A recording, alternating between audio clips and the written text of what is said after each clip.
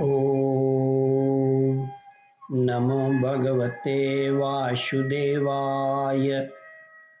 श्रद्धालु भक्तों, श्रीमद् भागवत महापुराण के दशम स्कंद के पूर्वार्ध के 23वां अध्याय के अंतर्गत यज्ञ पत्नियों पर कृपा का प्रस्तुतिकरण करूंगा।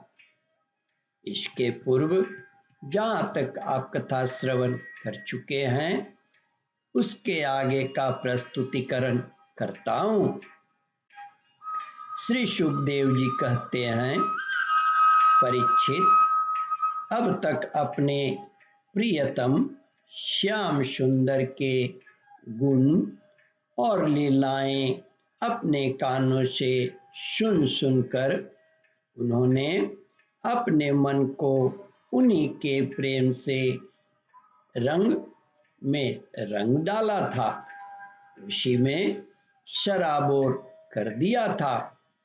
अब नेत्रों के मार्ग से उन्हें भीतर ले जाकर बहुत देर तक वे मन ही मन उनका आलिंगन करती रहीं और इस प्रकार उन्होंने अपने हृदय की जलन शांत की।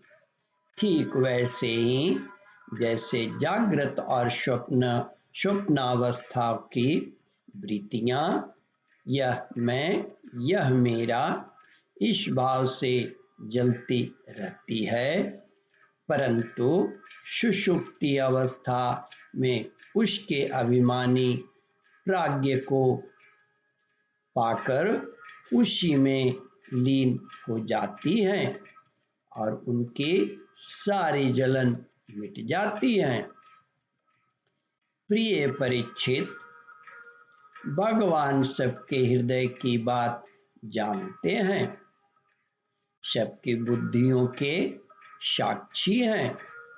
उन्होंने जब देखा कि ये ब्राह्मण पत्नियां अपने भाई बंधु और पति पुत्रों के रोकने पर भी सब सगे संबंधियों और विषयों की आशा छोड़कर केवल मेरे दर्शन की लालसा से ही मेरे पास आई हैं, तब उन्होंने उनसे कहा।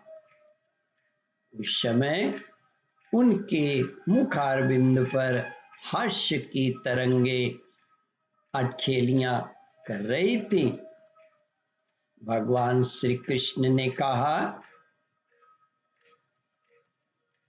महाभाग्यवती देवियां, तुम्हारा स्वागत है।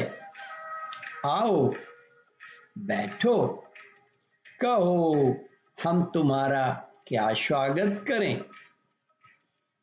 तुम लोग हमारे दर्शन की इच्छा से यहाँ आई हो।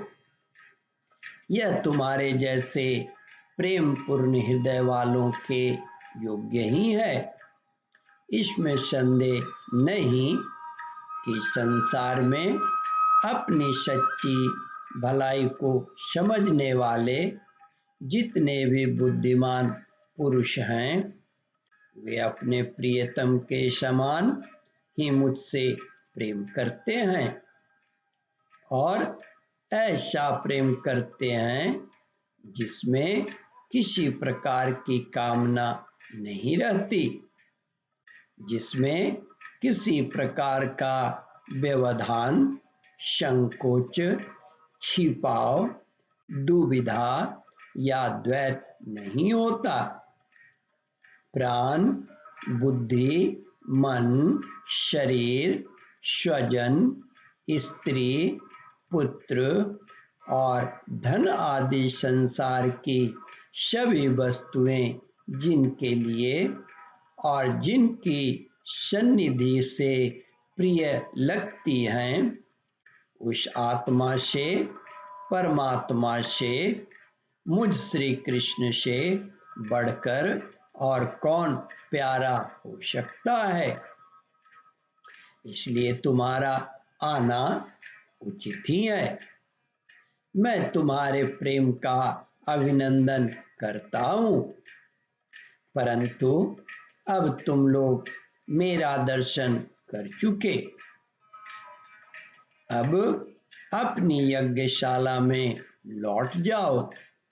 तुम्हारे पति ब्राह्मण गृहस्थ हैं, वे तुम्हारे साथ मिलकर ही अपना यज्ञ पूर्ण कर सकेंगे। ब्राह्मण पत्नियों ने कहा, अंतर्यामी श्याम सुंदर, आपकी यह बात निष्ठुरता से पूर्ण है। आपको ऐसी बात नहीं करनी चाहिए। श्रुतियां कहती हैं कि जो एक बार भगवान को प्राप्त हो जाता है उसे फिर संसार में नहीं लौटना पड़ता। आप अपनी यह वेदवाणी सत्य कीजिए। हम अपने समस्त सगे संबंधियों की आज्ञा का उल्लंघन करके आपके चरणों में इसलिए आई कि आपके चरणों से गिरी हुई तुलसी की माला अपने केशों में धारण करें। स्वामी, अब हमारे पति पुत्र, माता पिता, भाई बंधु और स्वजन संबंधी हमें स्वीकार नहीं करेंगे, फिर दूसरों की तो बात ही क्या है। वीर शिरोमणि, अब हम आपके चरणों में आ पड़ी हैं। हमें और किसी का सहारा नहीं है, इसलिए अब हमें दूसरों की शरण में न जाना पड़े, ऐसी व्यवस्था कीजिए। ओम परमात्मने नमः। श्रद्धालु भक्तों, इस कथा को ध्यान पूर्वक श्रवण, मनन और इसका चिंतन करें। इस कथामृत का रसास्वादन अपने बंधु बांधवों को भी करावे। इस वीडियो को शेयर और सब्सक्राइब करें। ओम परमात्मने नमः।